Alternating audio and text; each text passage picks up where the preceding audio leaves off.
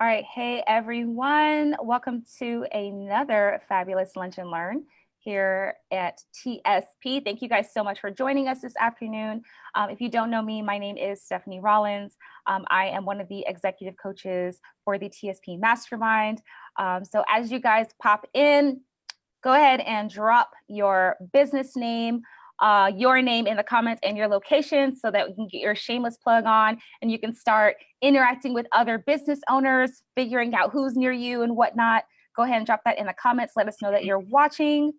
And we have an amazing lunch and learn for you guys today. I'm so excited for this. This is something that you guys have been looking forward to and have been asking about. So I'm so excited that you guys are joining us today. We have some big time guests. I like to think of them as big time in my eyes because I looked up to this couple before I even knew anything about TSP. So without further ado, let me go ahead and introduce our guests. Today, we're going to be talking about how to generate massive revenue with subscriptions with Dino and Heather Cummings of CurlKit. So Heather and Dino Cummings are speakers, entrepreneurs, community builders, and subscription box coaches that have been in the subscription box business for almost a decade. They founded CurlKit in 2012 and have grown into a worldwide force to be reckoned with, shipping to over 50 countries. Y'all, they're internationally known, okay? They have partnered with 400 plus beauty brands, serving over 12,000 active subscribers and generating over $15 million in revenue. Oh, hold on. I think we have a technical difficulty. Hold on one second.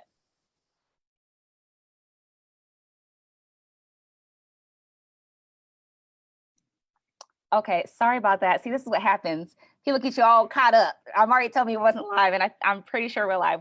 Let me know that you guys can see and hear me in the comments. Yeah, we're good to go. We're good to go. Okay, all right, so let's hop back on the train. So they have partnered with 400 plus beauty brands, serving over 12,000 active subscribers and generating over $15 million in revenue. CurlKit is one of the top subscription boxes for women with naturally textured hair, serving over 100K women worldwide. They have been featured in numerous publications like Essence, Ebony, Huffington Post, and most recently in the 2019 Inc. 5000 for being one of America's fastest growing small businesses. That is an awesome accomplishment.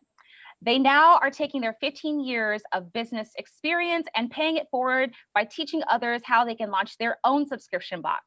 Dino and Heather currently live in New Jersey with their 2 young boys and enjoy traveling in their spare time.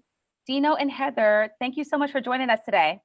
Thank you for having us. Thank you for having us. Yes, we're so excited. With the community.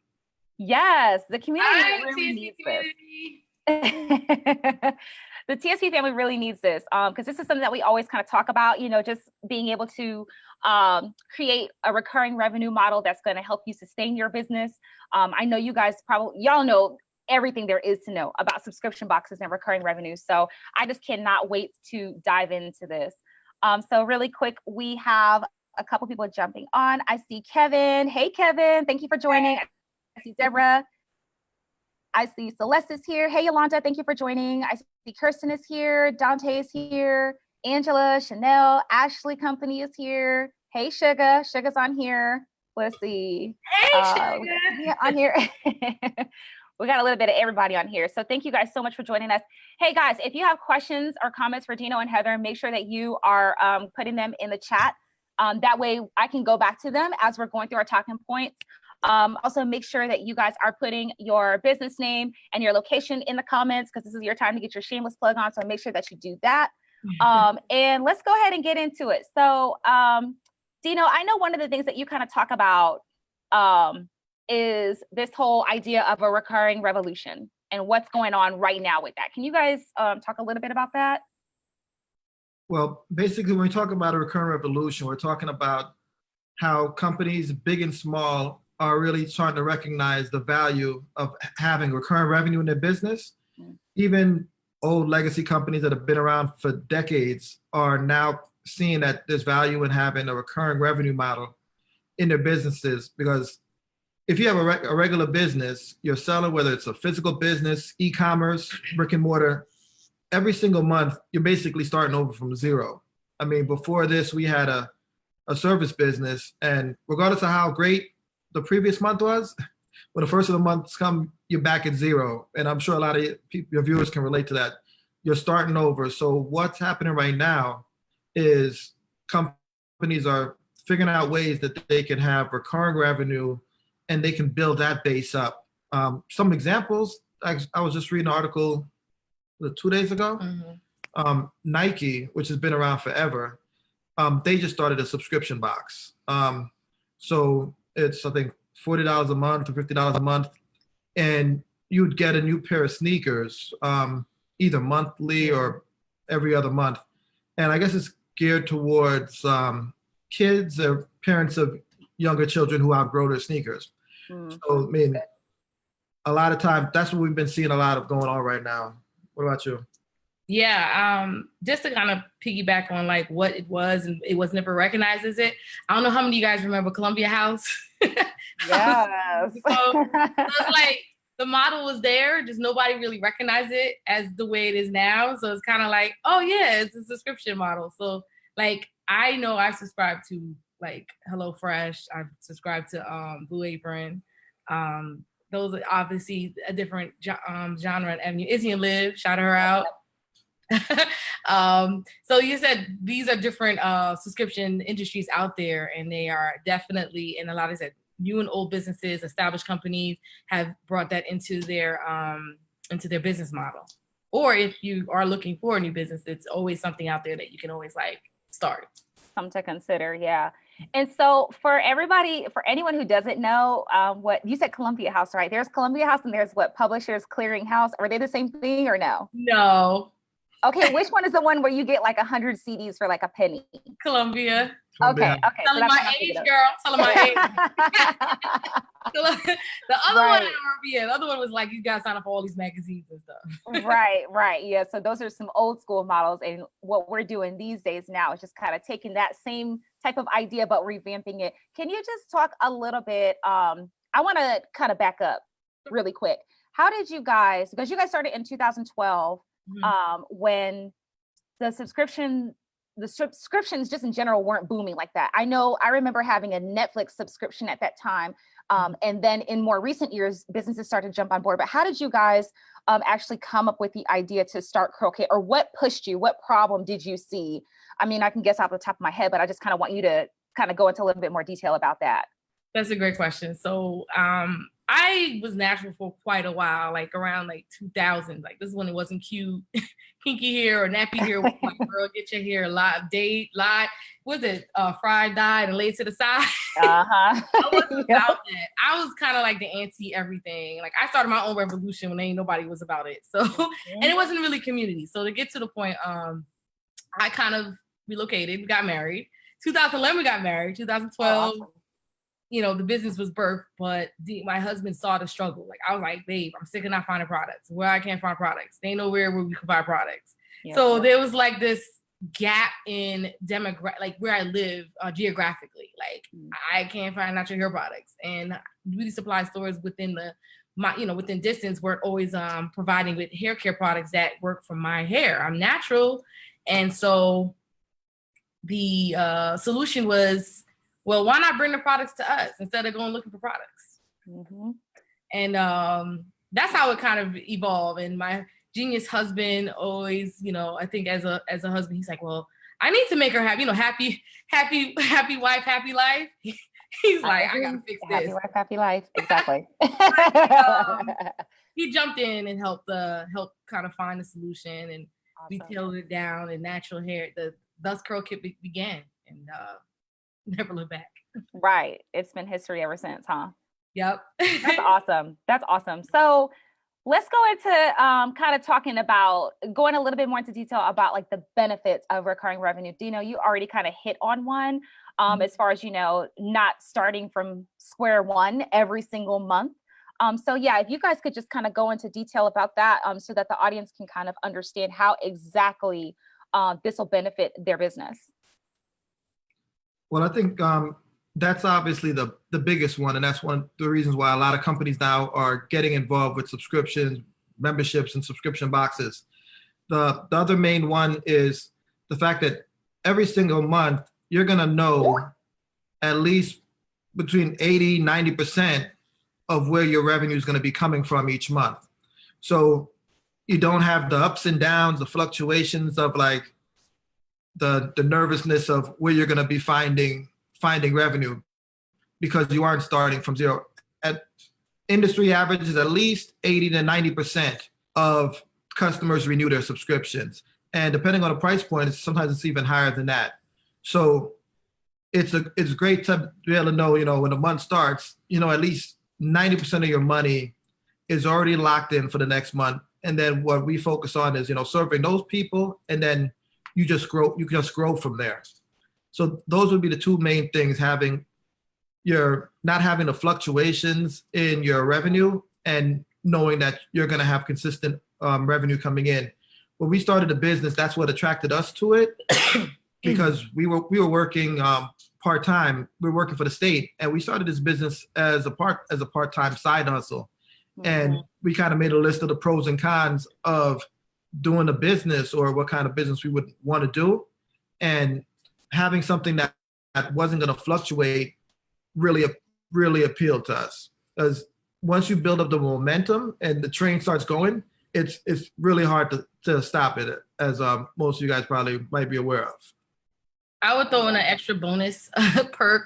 For us, we were like, we needed to have it be as mobile as possible to some extent. Yeah. Like, you're not brick and mortar, tied down. And not saying in those, not throwing shade at any brick and mortar business, because they are really, have their own, specialty. Mm-hmm. But for us, when we looked at the model and what we came from, we're like, I love the fact I can actually just sit somewhere on the beach and still like get that income coming in. Like, you kind of allow yourself to be somewhere else, and you don't, you can be detached from where you are and still, bring the revenue in. So there's a blessing in that. Yeah. So before we get to some of the comments, I just kind of want to ask you if you guys can kind of like, in a nutshell, give the audience like a bird's eye view as to like what the whole process looks like. I know it's a lot. I know you have to go, you don't have to start from like, step one, but I know, right? But if you could just kind of tell us like, what does the process entail, as far as, because I will say that before I met you guys and before I heard anything about how to put together subscription boxes, I assumed it was a lot of work. I know it's a lot of work, but when you guys broke down kind of the process, it seemed much more attainable that way. So if you guys, because I know there's probably some others who are, they have assumptions about how to actually bring a subscription box to fruition. So if you guys could just give us like a couple of key points in the process, that would be good. I think that would be good for the community. Thank you. I think at a high level, one of them, to just give you there are a lot of different steps that you would go through, mm-hmm. but I think the main thing is you want to first identify either a problem or a need that you want to satisfy. I think a lot of times people start businesses, whether it be subscription boxes or not, based on something that they want to do. I think it's better to start based on a problem that you're going to solve, or a solution that you're going to provide somebody. So I'd say that's the first thing. Identify either the problem that you want to serve. In her case, she was having problems finding new products or finding products in her area. So that's one of the things that we address with our subscription box. The second thing, you want to identify who the potential, customer would be for the subscription box, the size of it, the demographic, whether or not it's going to be a viable option. Because we've tossed around ideas before that may not work, or it might not be enough people to really sustain an ongoing business. And I think you want to find something that has, longevity in it, something that there's going to be an ongoing need for that service. You don't want to do something that's, a fad that might be, on trend, real trendy or temporary right now. So that, because you want to have a business that's going to be around. We've been doing this almost a decade, this same subscription box model. So you wouldn't want to do something that's trendy. It was like a hot trend that fizzled out. The widget thing. Like a fidget spinner. Yeah, fidget subscription spinner box or something. Yeah, fidget spinners. I don't know if anybody's still talking about it. I know 2-3 years ago that was like the hottest thing. So if you did a subscription box out of that, you may be out of business now. So yeah. I think those are the three main things. You want something that's going to be ongoing need, as well as make sure you're definitely solving a problem and you have a target customer identified. And I'll just throw in another bonus. There's also community. Bonus queen. Bonus. I love my bonuses. Finding a community. Actually, again, I was kind of out there. I was kind of with not much people around me that was natural. Found myself looking at myself saying, well, where's everybody that looks like me?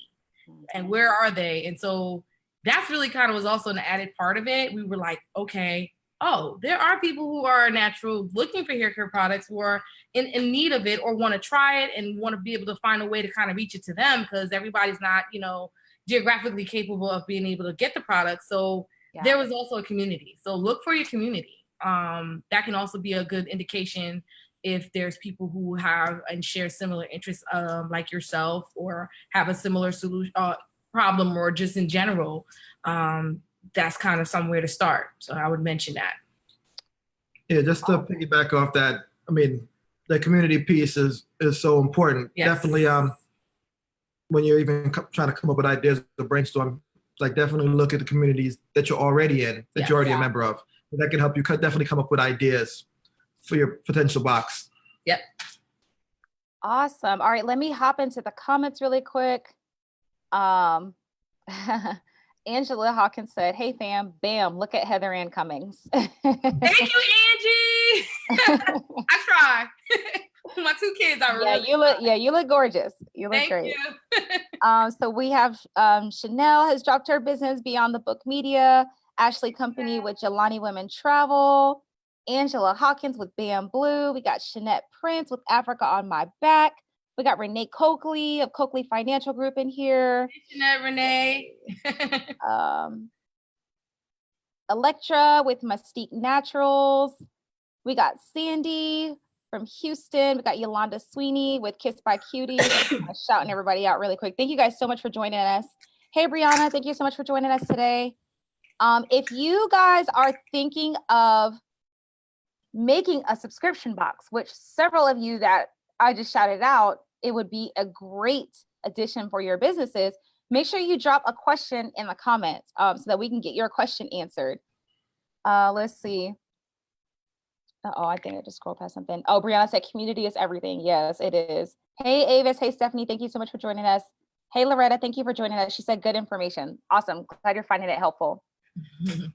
All right, let's keep the train moving. So you talked earlier. I know you guys want to go a little bit deeper into like some current examples of some different boxes that you've been seeing. I know you mentioned Nike, but there are also a few others that you had in mind. So can you go ahead and talk a little bit about how some other companies are doing their subscription boxes? Yeah, I have some demonstrations. It's weird. We went to a SUPTA. Awesome. I found it like very nostalgic, but like, you have the comic book geeks and the whole like Comic-Con industry has bloomed. And so like, I would just mention that they found themselves creating content also and building like a box around it. So that was kind of amazing. So just kind of showing you like they have the Falcon pen, like this box, the box is demonstrated, but in here, like this is just kind of like an example of a community and a box that they created around the community and around content that's already out there. So awesome. This is just giving you a demonstration. Cool. And my kids love it. So I kind of found myself wanting to get something that I can connect with my kids. Yeah, definitely. And it's funny that you bring that up because I've actually been thinking of getting something like that, something similar, so that, when you're busy and you want to kind of get the family time in, you want to make sure that you're not squeezing it in. You want to make sure, you have ample time and stuff like that. So I have noticed a lot of companies coming out with things like that. Yes. So it's cool that you mentioned that. And then let's go into using subscription boxes for e-commerce. Go ahead and talk a little bit about that. And then I have some questions too, just kind of probe, I just want to pick your brain a little bit more. Okay. Sorry. Oh, you're fine. A coffee break. Not a coffee break. I just wanted to make sure that repeat that one more time. I'm sorry, because I heard my brain was like coffee spilled. Oh no, you're fine. You're fine. So you guys wanted to talk a little bit about using subscription boxes for e-commerce. Yes. So, Yeah, can you kind of go into some tips that people can utilize? I have a couple questions too. Okay. But yeah, you go ahead and into your tips because you may answer it. Yeah, so I guess for demonstration purposes, I would say a really great e-commerce business that I definitely am great friends with. Two of them are, I would be a good example. They started a business first, for example, Sharice, Sassy Jones Boutique, an e-commerce business that she already established and had an audience and had products. And in that essence, like she had to find something in your industry, find something in your e-commerce, system that you can actually turn into recurring revenue, especially like ask your customers questions. Hey, what are you interested in? What is something that you use often? Look at something that is obviously an ongoing piece of, I guess, I won't say content. What's the proper word, Dino? I'm sorry. This would be continuity. Continuity. Thank you, Lord. The word was slightly continuity. Kind of find a continuity piece in your e-commerce business.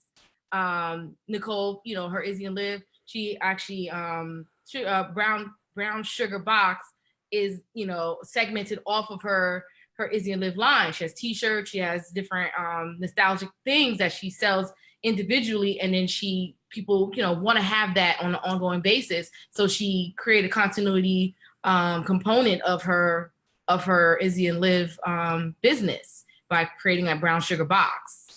That's just one. There's two examples, and go ahead, Dino, if you want to kind of incorporate some more. Yeah, I think that's key for people who already have e-commerce businesses. Like, well, how could I add recurring revenue to it? Yes, we've coached a bunch of different people. From somebody they sold candy, like throwback candy, which I didn't even know was a thing. But there's people who like candies you can't really get anymore, but you can figure out ways that you can package the current things that you already have in your e-commerce business. And this gives you control, flexibility on different ways that you can add recurring revenue, because now they're able to pick items that might be slow movers, things that they're trying to move, things that they're trying to liquidate. Yes. Now they can put that in their subscription box and move that product on, or things that they might be able to even get a good deal on. And now they can move those products versus having to be at the whim of, what's going to sell. You have more flexibility as they're building. And I mean, it's not just for, e-commerce people, but we've seen, authors, people who sell information, yes, also launching subscription boxes and adding a physical component to their information, something more tangible, whether it's something for, writing or keeping notes. I saw somebody at the subscription box summit that they had like a coach in a box where they're adding physical components, worksheets, stuff that they can train on, and ongoing maintenance in between the month that while they're working with the coaching clients. So it's definitely e-commerce, as well as, a wide range of businesses could potentially add something like that to their lineup. Yeah. Awesome. And I'm glad you mentioned that because that's one thing we always kind of get is, well, we talked about the product-based businesses, but what about the service-based? So that's a really great way for people to add on that stream of revenue. So very good. Can I just say something? Yeah, absolutely. I'm the bonus queen, as you know. As you mentioned this whole idea of like service-based. I always want to make sure service-based people, sometimes it's hard to see the forest through the trees. They're like, I don't know how this matters. So like, I was just mentioning this, and I always was like, just surprised that this was a subscription, and I didn't realize it. I went to the car wash and I was like, oh, this is subscription. I come here every month, get my car washed unlimited. Yes. So this is subscription. Yeah. I mean, landscaping. I mean, just throwing some different things out there. Dry cleaning. I don't like getting my clothes. I don't like washing my clothes. I take my clothes and I'll pay you for it. Just throwing out some ideas. That's all. Right. Well, that's awesome. And that's helpful because I'm pretty sure now people will kind of be able to see, and they'll be able to brainstorm some different ways that they can do that for their business. So that's very helpful. Yes. We got some questions in the comments. So Ashley Company said, do you store inventory in your home if you don't use actual office or warehouse space? I'm not familiar with what a subscription box service entails. Well, initially when we first started, we started it at the home. We actually started at the kitchen table. So we started from our first box. I think we shipped maybe 75 boxes. 80 actually. 80, yeah. And we packed those boxes. We had like a box party. We packed those boxes right in the living room. And we grew the business out the home probably from the 80 to at least over 1,000 boxes. In the first year. But when we first started 8 years ago, there wasn't as many fulfillment centers, warehouse opportunities. And they didn't understand the system. That worked with subscription boxes. Yeah. Or if they did, they weren't working with up and coming or startup companies. They only wanted to do like the biggest boxes, like the big dog boxes or whatever the case is. Yeah. But now we didn't even have an opportunity to leave until we got to a certain point. But now it's actually easier, and we've met fulfillment centers and warehouse companies that people are starting at the fulfillment center from day one.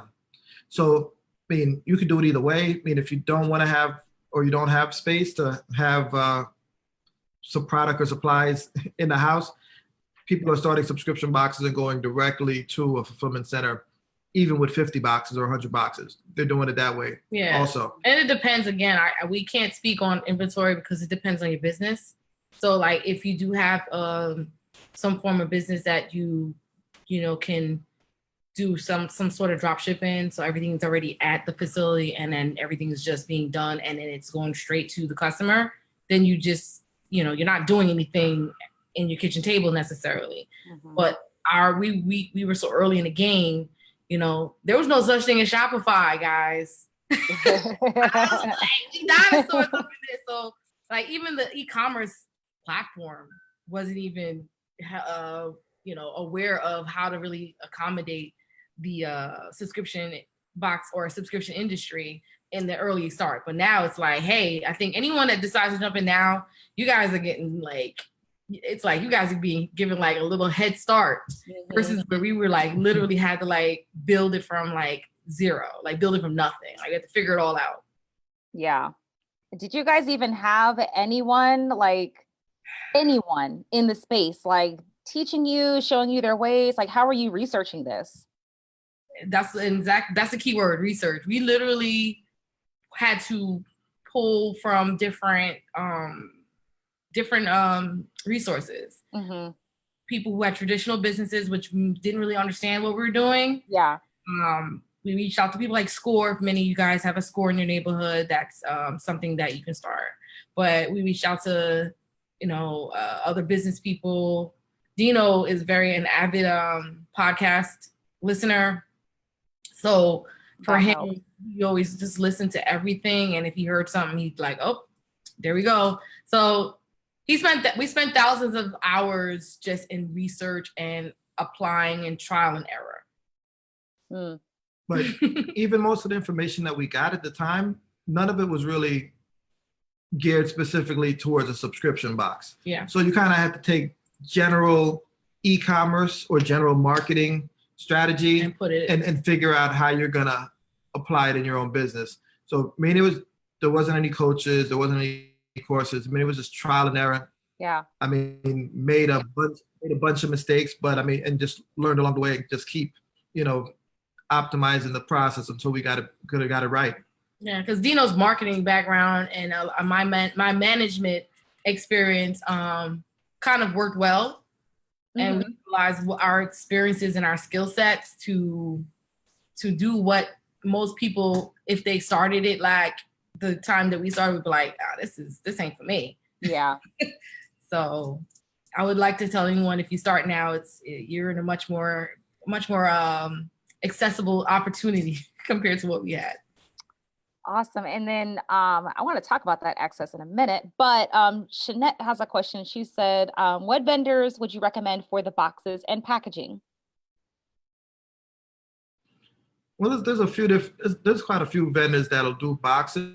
We actually met a bunch in person. We were at the subscription box summit in New Orleans this year. Yeah. Probably one of the biggest ones is Packlane. You can kind of draw it out, put your logo right on the box. I mean, our first box was not pretty at all. It was like a gray box with like a hot pink foil stamp on it. And that's one of the things that we learned through the process. I mean, that first was the MVP. Like that first product doesn't have to be perfect. I think you got to say what MVP is. Oh, the minimum viable product. Yes. Sometimes you even people that we've coached, they'll fixate on all of the small details, and I think speed is the most important thing. Like, we launched our first box in 90 days because until you get that product out there with a service or the box, you're not even going to know if your assumptions are right or the product market fit, or you need to get feedback. And we changed our box at least like 3 times already. And I mean, it might potentially change again. Yeah. So, I mean, to get started, I mean, they're the easiest, probably one of the easiest to get started. I mean, and they can do from large quantities down to small quantities. And you said that was packlane.com, L-A-N-E? P-A-C-L-A-N-E. I think it's P-A-C-K. Okay. Oh, P-A-C-K. I am so, forgive me, guys. Don't judge. Don't. I apologize. P-A-C-K. One word. All right, guys, there are a bunch of comments. So a lot of people have questions, but I'm going to take one last question because it's from a service-based business. So Delmar is asking, how could I get, hold on. Oh, how could I best get my 2 subscription type offers? And her offers are HR Office in a box and HR Help Desk membership subscription out there. Any pointers? Well, one of the first, when we were growing, and I think what helped us is we worked with a lot of smaller influencers in the space. And I think, going back to Heather's point, that's why it's really key that there was a community of people who kind of showed interest in what we were doing. And because that we're able to identify people, because I think that's people will, if you're just coming out with a product, they know and they trust the different influencers in the space, whoever that may be. So we worked with a lot of influencers individually, and we actually still do. I mean, every month we're still sending out boxes for people to review. We kind of rotate people around. And the second thing that I think helped us with our rapid growth early on to get it out there was the testimonials and the word of mouth from our customers. So we really, our first maybe 6 months or maybe even longer, those first couple of boxes probably weren't profitable. We really wanted to over deliver. And our customers really became like the biggest advocates for our business. And they'd have a box or they'd have a service and they're going to tell a friend. And that helped us more than Facebook ads, especially if they're like, they might see an ad like, I don't know this person or I don't know this service. But if their friend has one or their friend's using a service, that's way more powerful, and that'll convert at a much higher rate than probably your ads or a flyer would.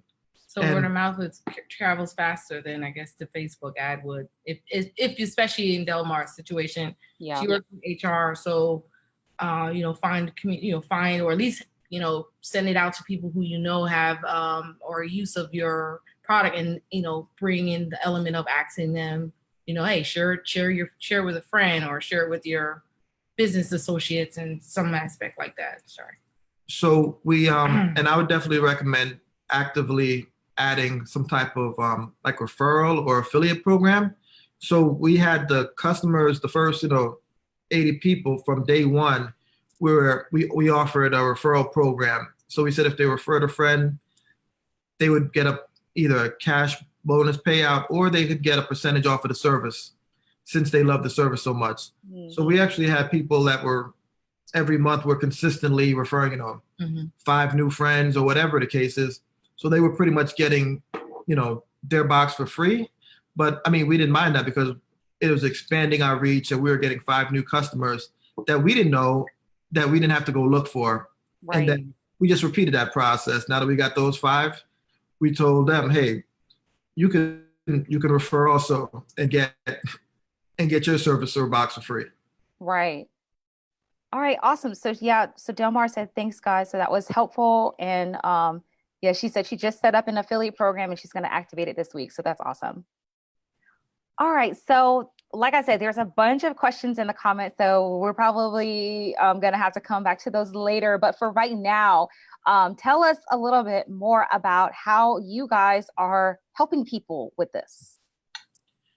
Well, it seemed like every time that we go to, an event, or whether it be a TSP or whatever, people are always asking, how do you get started, or they have questions. And I mean, even if we try to help as many people as we can, we felt that the best way to do that was we're going to be actually doing a free masterclass next week, Wednesday, where we're going to be going over some of the strategies that we use, how we got started initially. Some of the stuff that we kind of went over today, but we're going to have more time because the lunch and learn is like 30 minutes. So we're going to be on it for probably like an hour and a half or longer, answering any questions that people have.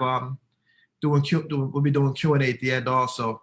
So we're going to be available for anybody who wants to know, based from our experience, what they can use, and some of the things that, we learned along the way towards growing a 7-figure subscription box. So that's actually going to be next week, Wednesday. We're going to be doing that. Awesome. What time is that? Do you know what time it is? I believe it's 8:30 p.m. Eastern Standard Time. Okay, awesome. I'm sorry, go ahead. Yes, we're going to drop the link for you guys. So anybody that wants to sign up, if you had a question and didn't get your question answered, definitely sign up for this free masterclass, because this is where you get to get that insider knowledge. So you get a little bit more detail about what's going on in the subscription box business and how to get your own started. So make sure you sign up for that. We are dropping the link. Okay, it's just been dropped. So perfect. So make sure you guys are signing up for that. Awesome. That's going to be a lot of value you guys are giving.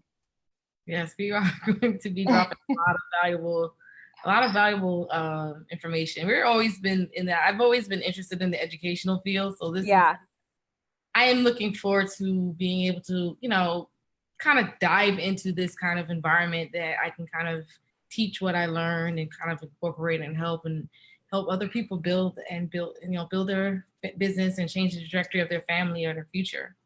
I know that's right. I'm here for that. I love it. I love that. All right, guys. Well, that's all that we have for this week. The link has just been dropped for the masterclass. So make sure you go and sign up for that, especially if your question was not answered. That way you can get it answered on the masterclass. Yes. Guys, also, so y'all know, you guys should know by now, TSP Game Plan is going down in January. Make sure you grab your tickets because we are expecting to sell out again. So we definitely want to make sure that you're grabbing your tickets at Early Bird.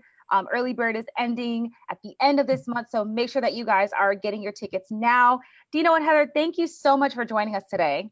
Thank you for having us. Thank you for having us. Yes. All right. So you guys have a wonderful day. And thanks, guys. Next week, we're going to have... Yes, definitely.